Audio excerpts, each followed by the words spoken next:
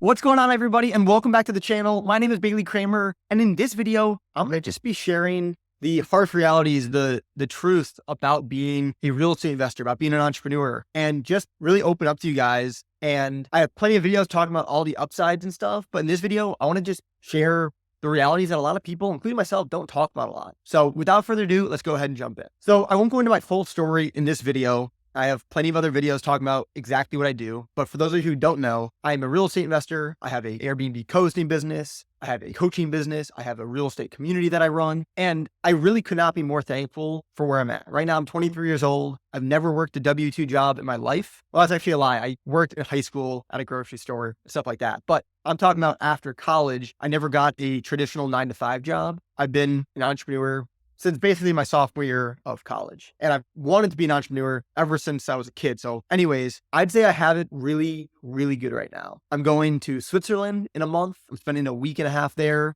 I've traveled to several different places just this year alone. I've went to Utah skiing. I went out to San Diego for a real estate event, and I've been a couple other places. So needless to say, I am so happy, so thankful for everything and where I'm at. I have 3 awesome rental properties that produce me really good money every single month. I have a great coaching business. So all that stuff's good. Now, the reason why I'm sharing that and what I'm about to share is even though things are going well, doesn't mean that I'm not going through a lot of the same mental struggles and hurdles that a lot of people are going through. Like for me personally, I don't have everything figured out. And I want to just be transparent with you guys. And I don't ever claim to have everything figured out, but I don't have everything figured out. Like I said, I'm 23. I still don't know what I want to do with my life, which sounds crazy because a lot of people that talk to me, they say that to me. Like I have friends who are like, I don't really know what I want to do. And I say, listen, honestly, I don't know what I want to do either. And they're like, Bailey, you clearly know what you're doing. Like you're doing it. And I'm like, yes, I know the things I like. Again, I like real estate. I definitely want to continue to do real estate.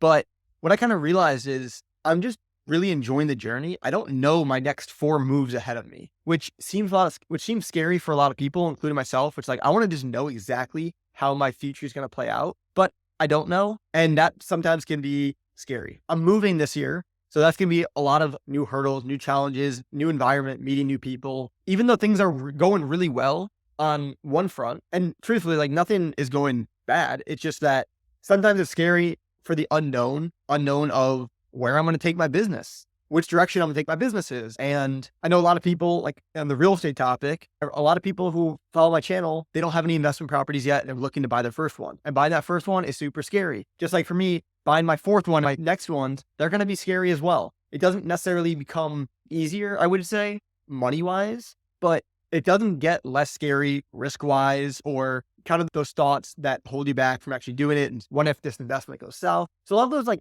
mental hurdles, I would say, haven't gone away. And I don't know if they ever will because I just keep on doing bigger and bigger projects. Even though it's still within the real estate field, I'm always trying to level up, which kind of make it a little scary. So my biggest lesson that I learned is just honestly, and this is kind of cliche, but to just enjoy the journey. Because I was thinking about this before too. I'm like, all right, at what point in my journey am I going to feel like truly fulfilled, happy, successful, all that stuff? And there isn't going to be a point. Like I know there is not going to be a point because if you asked me 3 years ago, I would have said, hey, if I can make $10,000 a month working completely remotely, that would be the dream. Well, I've done that and I've been doing that for a while now. So that's not the goal. And then I've had months where I've hit huge revenue numbers. We're talking $30,000 plus coming to me in a given month. And don't get me wrong, it feels incredible in the moment. And then it hits your bank account and then you go back to feeling normal. So while I still love money, and again, I think especially in the world we live in today, it's super important and it's something I'm going to continue to chase. For me, I've had more fun throughout the process, which makes me excited.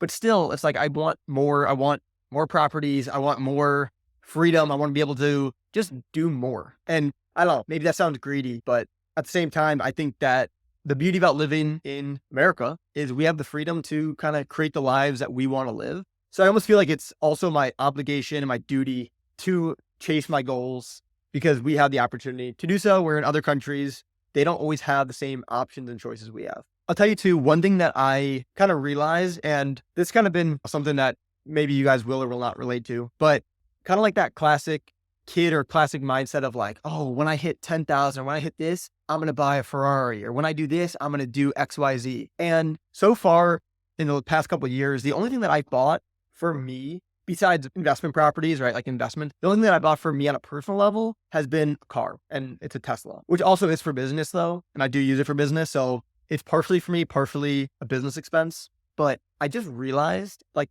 as I make more and more money, I want to honestly spend less and less of it, especially on material items. Now, like I mentioned before, I'm going to Switzerland. I'm super pumped, and I wouldn't trade that for anything. Like, I love buying experiences because those are priceless to me. But I just had kind of this realization, and funny enough, it's because I needed to get a new pair of shoes. I'm the kind of guy where I only want one or two pair of shoes. I don't want to have 10 different options. I'm just like, the more simple, the better. I want one pair of sneakers, one pair of nicer-ish shoes that I can wear out for dinner, and like, that's it. And also, I'm the type of guy that I'm not going to buy a new pair of shoes every 6 months or every year or whatever. I'm going to wear that shoe out until my feet start hurting a little bit. And then I'll wait another 2 months, and then I'll probably get another pair of shoes. So I literally just did that recently. I actually have my shoe right here. But I just started to think, like, the more stuff I have, like material items, the more stuff I'm going to have to replace, which is just more money, which is just more headache, which is more time of me thinking about replacing all these things. Like my wallet, for example. I've had my wallet for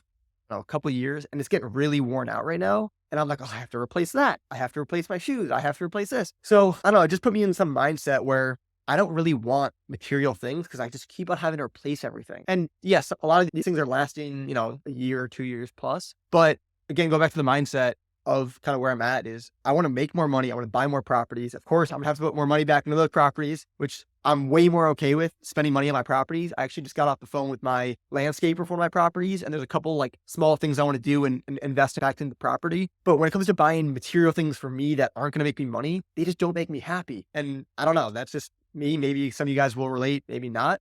So by no means am I like a minimalist, like crazy. I only want 2 pairs of shirts or whatever, but I'm definitely starting to trend more down that minimalist path for sure. Again, nothing extreme, at least I don't think so. But I don't know, as I'm making more money, I'm becoming more frugal on personal items. Again, still spending money on experiences, but I don't know, just something I wanted to share because I've always had the dream of like having a bunch of nice cars and a bunch of, XYZ. And just, I don't know, the more money I make, the more time I have to replace things, the more it's kind of pushing me to be more minimalist and not really have a desire to want those things because they just become headaches. That's kind of my rant here on this fine Thursday. I hope you guys got something from that.